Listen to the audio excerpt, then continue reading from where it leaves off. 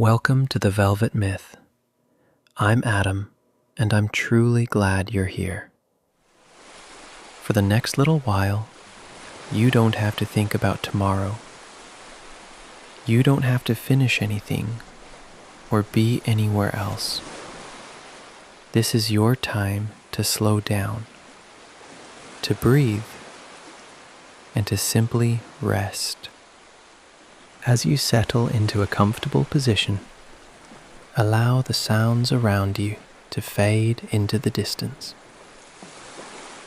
Let the room become quieter, softer, calmer.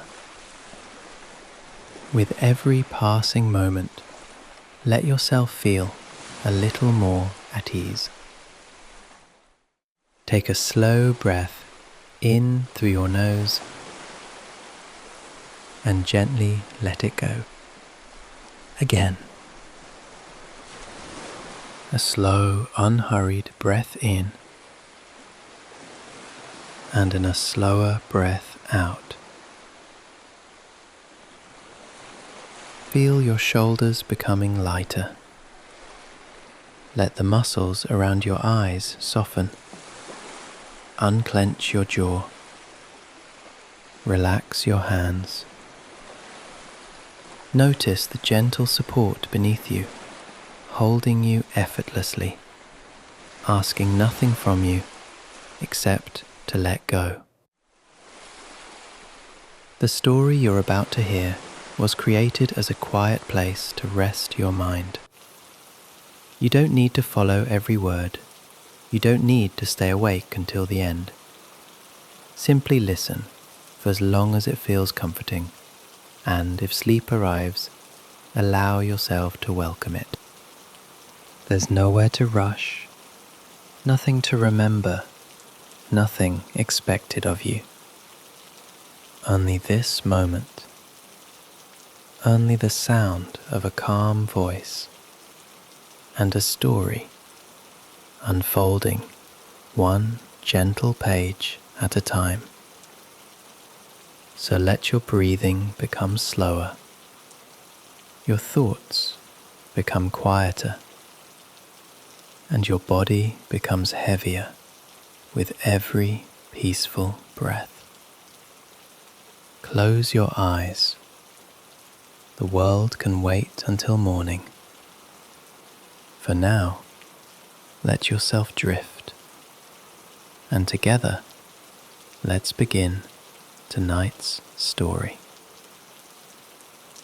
The road had narrowed to almost nothing by the time Jane saw the light. She had been driving for what felt like the better part of forever.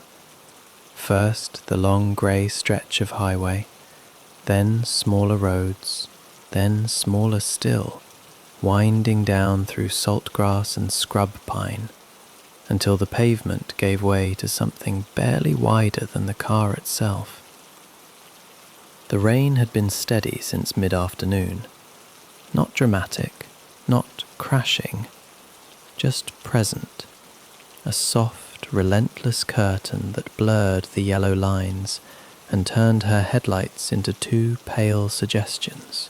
She had stopped checking her phone for directions an hour ago. The signal had disappeared somewhere around the last town, a cluster of closed bait shops and a gas station with one working pump. And she had kept driving simply because turning back felt like the harder thing to do. Then the road curved around a low granite bluff, and there was the harbour. Jane slowed to a stop without meaning to, letting the engine idle while she looked. The docks were dark and empty, the fishing boats tied off and rocking gently in the black water, their masts tracing slow arcs against a sky she couldn't find the edges of. Beyond the docks, the sea was invisible, except where the waves broke white against the rocks, appearing briefly out of the dark and then folding back into it. The sound reached her even through the glass. Not violent, not frightening, just vast and even and rhythmic, like something very old turning over in its sleep. And there, set back from the water on a small rise of land, was the inn.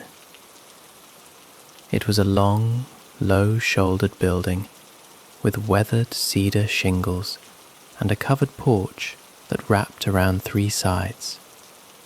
The kind of structure that looked as though it had grown there slowly over a long time, rather than been built all at once. And there, set back from the water on a small rise of land, was the inn. Most of its windows were dark.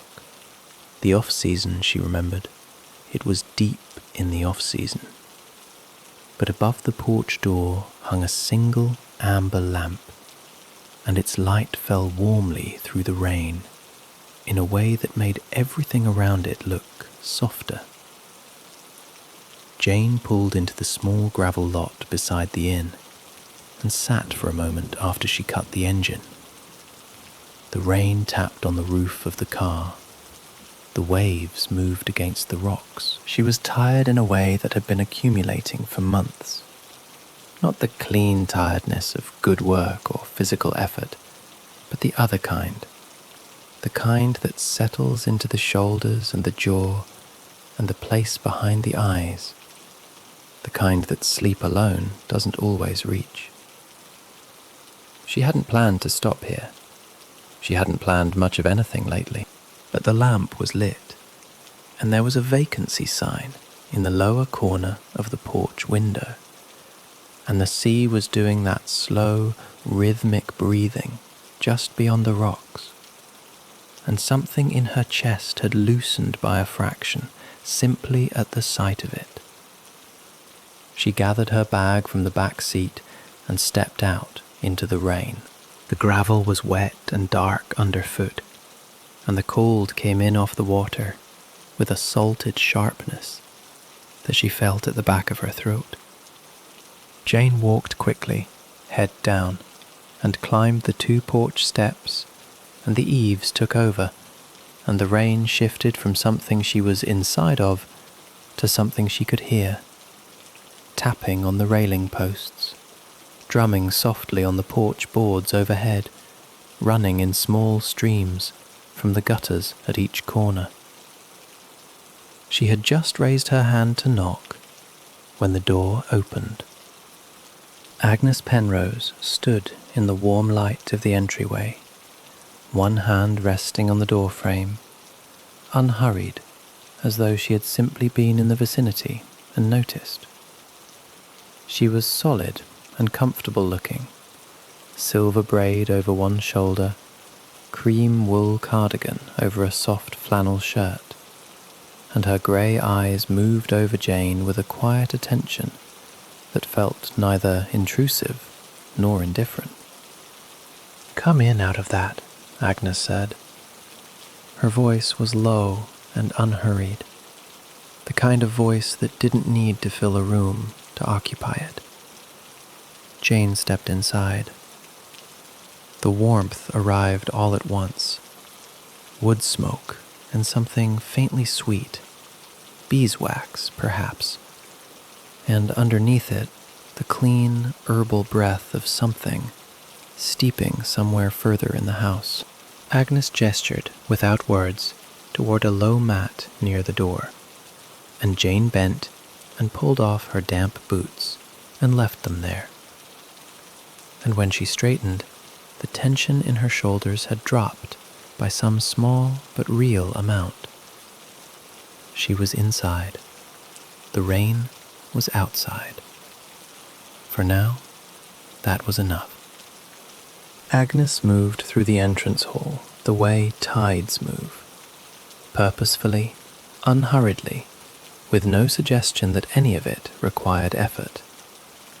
She reached for Jane's coat with both hands, shook it once gently over the mat, and carried it toward a cast-iron stove that stood against the far wall, radiating a low, amber heat. She draped the coat over a wooden rack nearby, smoothed the collar once, and left it there to breathe. "Tea first," Agnes said. It was not quite a question. Jane found herself nodding before she had decided to. The entrance hall was small and honest. A single amber lamp sat on the front desk, its light falling across the polished surface of dark wood, worn smooth at the edges. Along one wall hung a row of framed photographs. Harbour scenes in black and white, fishing boats low in the water, a dock in summer crowded with lobster traps stacked high as a man's shoulder.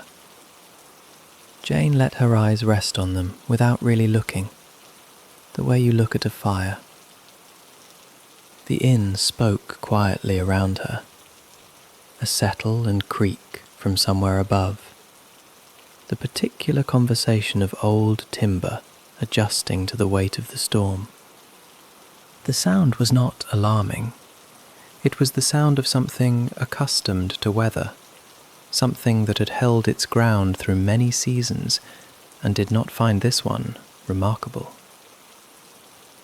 Agnes returned with a thick ceramic mug cradled in both hands. She placed it in Jane's hands, the way you place something valuable, not with ceremony, just with care. The warmth moved through Jane's palms and up her wrists immediately, reaching places she had not known were cold. The chamomile rose in a slow curl of steam. Jane breathed it in without thinking about it. "Just one night?" Agnes asked, settling herself behind the front desk and opening a slim, leather-bound book. Jane considered. She had been considering everything, too carefully for too long, turning small decisions over and over until they lost their shape. "Yes," she said, and then added more quietly, "for now." Agnes nodded, as though this were a perfectly complete answer. She turned the guest book and offered Jane a pen, dark wood with a worn grip, the kind kept in the same drawer for decades. Jane wrote her name in the open column, and the scratch of the nib against paper was a small and satisfying sound in the quiet room. Agnes blotted it without looking and closed the book. "Room 4, she said. "Upstairs, end of the hall. It looks out over the water." She said it the way someone mentions a thing they know you will appreciate, without needing to explain why. Jane wrapped both hands around the warm mug and followed her toward the stairs, the tension in her shoulders dropping another small, real degree. Agnes carried a small oil lamp at the front of her, and the staircase received its light in narrow amber increments, each step a little warmer than the one before. The inn shifted softly beneath their feet, a low creak moving through the boards, the way an old house breathes when the wind outside asks something of it. Jane followed close, her mug still in both hands, her bag strap looped over one shoulder, and she noticed how the sound of the rain changed as they climbed. Fuller now, closer, drumming against the roof with a steady patience that felt almost generous. The hallway at the top was short and low-ceilinged, papered in a faded blue pattern that might have once been sailing ships, or simply the suggestion of them.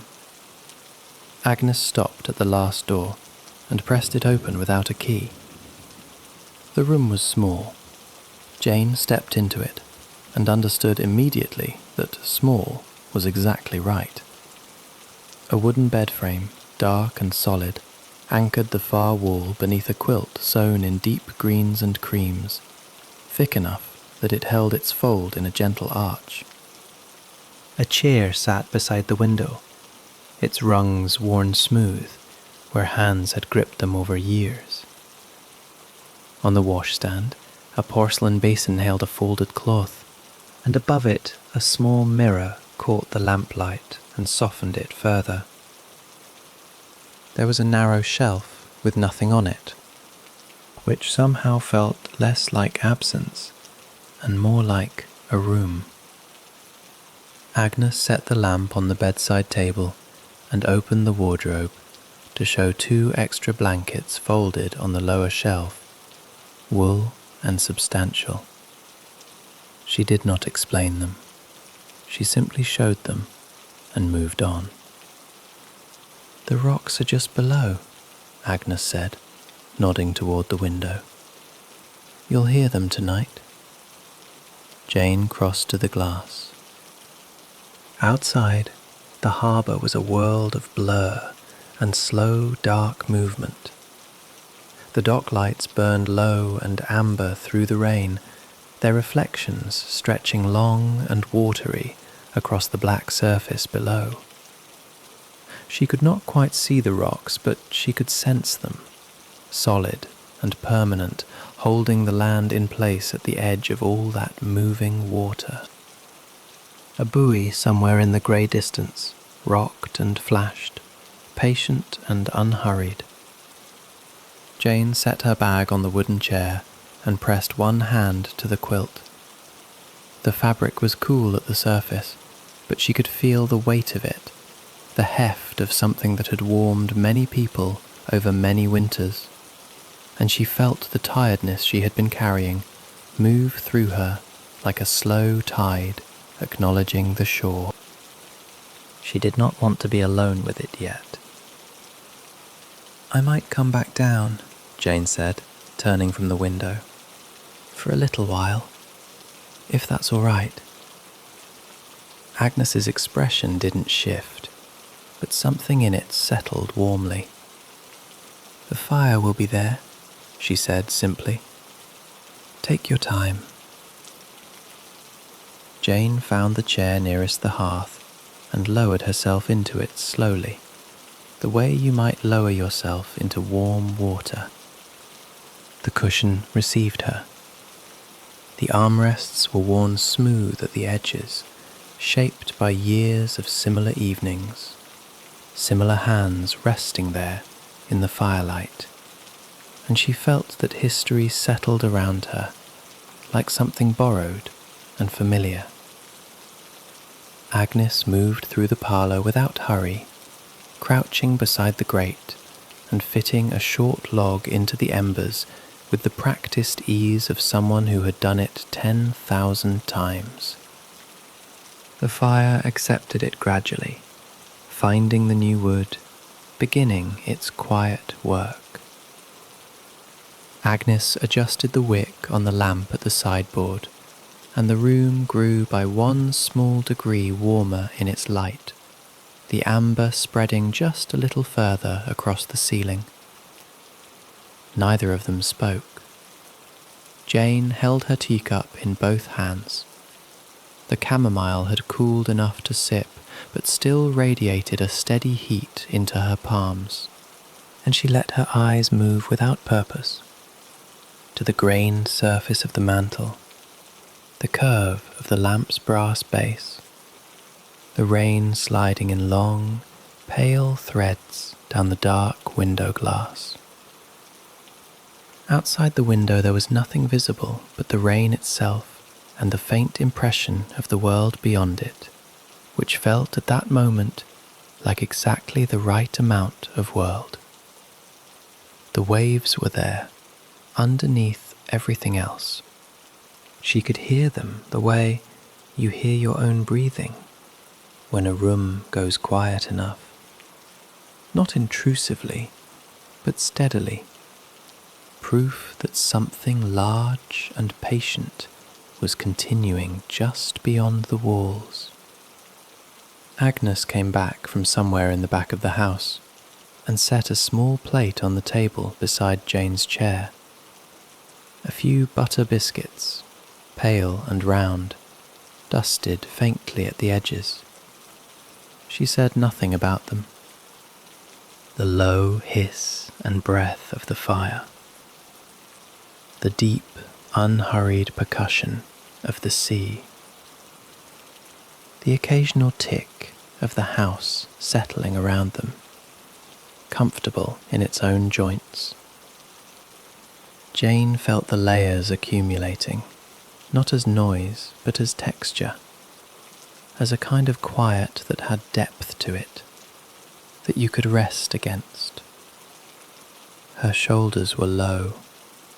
She noticed this without ceremony, and did not try to confirm it or preserve it. She simply let it be true. Agnes reached for her own cup and held it in her lap, and the fire burned between them, and the rain kept on, and for a while neither woman needed to be anywhere or anyone at all. Agnes set her cup down and looked toward the window for a moment, as though reading something in the dark glass. "The old fisherman here," she said, her voice low and unhurried, "could tell the next day's weather by the color of the water at dusk. Not the sky. Everyone watches the sky. The water. A certain greenish grey meant calm. A deeper blue-black, almost purple at the edges, meant you tied your boat and stayed home." She paused, turning the thought over gently. "My husband said his father could name a storm 2 days out, just by standing on the dock at supper time and looking down." Jane listened without moving. There was something in the cadence of Agnes's voice, unhurried, certain, not performing anything, that made the words settle rather than simply pass through. She found herself picturing it. A man in rubber boots, standing at the end of a wooden dock, reading the sea like a page. Agnes rose quietly and crossed to the far wall, where a cluster of framed photographs hung, in no particular arrangement. She lifted one from its nail and brought it back, holding it toward the firelight. The harbour, frozen solid, a pale, flat expanse where the dark water should have been, the fishing boats locked in ice at odd angles, like toys abandoned mid-play.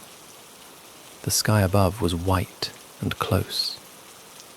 1988, Agnes said. Hard winter.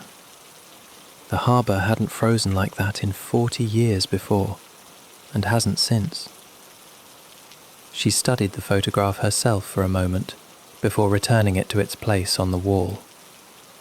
We kept every lantern in this house burning during that stretch. The boats that could still move came in late, and the men were coaled down to something deeper than their bones. I made chowder for 3 weeks straight. We'd hear the knock at the door and just reach for another bowl. Jane thought about that knock. The cold outside and the light inside, and the simple transaction of warmth freely given. There was something ancient in it. The fire shifted softly. The rain continued its patient work against the glass. After a while, Jane spoke.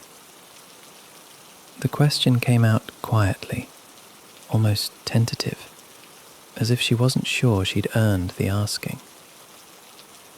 Does the inn get lonely in the off-season when there's no one here?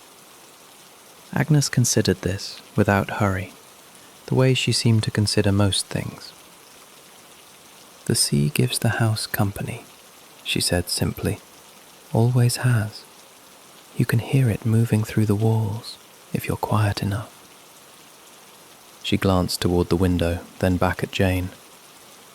I don't think a house this close to the water ever feels entirely alone. Jane looked down at her empty cup, and something in her chest released, soft and unhurried, like a breath she hadn't known she was holding. She smiled. It was a small thing, unguarded and genuine, the first one of the evening, and she didn't try to explain it, and Agnes didn't ask. Jane became aware of her own body, the way you sometimes do in very quiet rooms, gradually and with a kind of gentle surprise. Her shoulders had dropped. She noticed this first, the absence of the familiar pull across the top of her back. The tension she had worn so long, it had started to feel structural, like something load-bearing. It was simply gone. Her hands rested open in her lap, fingers loose, and her breathing had slowed to match the rhythm of the rain, which was softer now, more patient with the windows. She sat with that noticing for a moment, not analysing it, just feeling the strangeness of her own ease. Agnes moved quietly across the room and collected the empty teacup from the table beside Jane's chair, tucking it into the crook of her arm with the unhurried efficiency of someone who had done this 10,000 times. She paused, and Jane felt the soft weight of her attention. "Would you like a hot water bottle?" Agnes asked. "The nights get cold when the wind comes off the water. It helps the bed feel settled before you're in it." Jane looked up at her, and something about the simplicity of the offer, its utter practical kindness, made her throat tighten briefly before loosening again. She nodded. "I'd like that. Thank you." Agnes disappeared toward the kitchen, and Jane rose slowly from the chair, her body moving at a pace it had chosen for itself, unhurried and certain. She gathered her sweater closer and looked once more at the fire, which had burned down to a low amber glow, the embers breathing quietly beneath, a thin grey skin of ash. The parlour around her felt settled, complete, as though the evening had been exactly the length it needed to be, and had known this all along. Agnes returned with the hot water bottle, wrapped in a flannel sleeve, and handed Jane a small candle in a brass holder, its flame low and steady. Together they moved through the dim hall toward the stairs, Agnes leading with the comfortable authority of someone who could navigate this house in full dark if she needed to, Jane following the small circle of candlelight that moved with her like something alive. Upstairs, Agnes slipped into the room ahead of her and lifted the covers, tucking the hot water bottle deep between the sheets. She crossed to the window and drew the curtains part way, not closed, just arranged, so that a pale strip of dark glass remained visible, and the sea beyond it, invisible but audible, could still find its way in. At the doorway, Agnes turned. "Sleep well, Jane," she said, her voice low and even, without ceremony.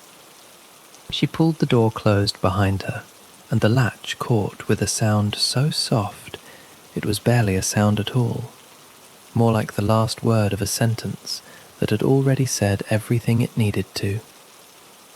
Jane stood alone in the warm room. Outside, the rain continued. The sea continued. And for the first time in longer than she could name, she did not feel the need to continue anything at all. Jane changed, slowly, without hurry, folding her sweater over the back of the chair rather than unpacking it properly, because it didn't matter. Because nothing required doing tonight. She pulled on the soft sleep clothes she'd dug from the bottom of her bag, worn thin in the good way, familiar as her own breathing. And then she turned to the bed. The sheets were warm where Agnes had tucked the hot water bottle, a pocket of gentle heat waiting exactly where her feet would go. Jane slid beneath the quilt and felt the weight of it settle over her, heavy and even, like a hand placed quietly on a shoulder. She pulled it to her collarbone and lay still.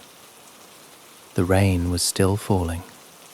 Through the gap in the curtains, she could see it catching on the glass, each drop tracing a slow, crooked line before disappearing into the next. The harbour was invisible in the dark, but its presence came through in other ways. The low roll of water folding onto stone, even and patient, arriving and receding with the kind of rhythm that answered to nothing but itself. Jane watched the rain on the glass and let her eyes soften, not closing, just loosening their hold on the world. The inn breathed around her. A board settled somewhere down the hall. The radiator let out a single, low sound, almost contented, then quieted. From far below, or perhaps from outside, came the faintest suggestion of rigging in the wind, a thin, distant note that rose once and then dissolved into the general murmur of the storm.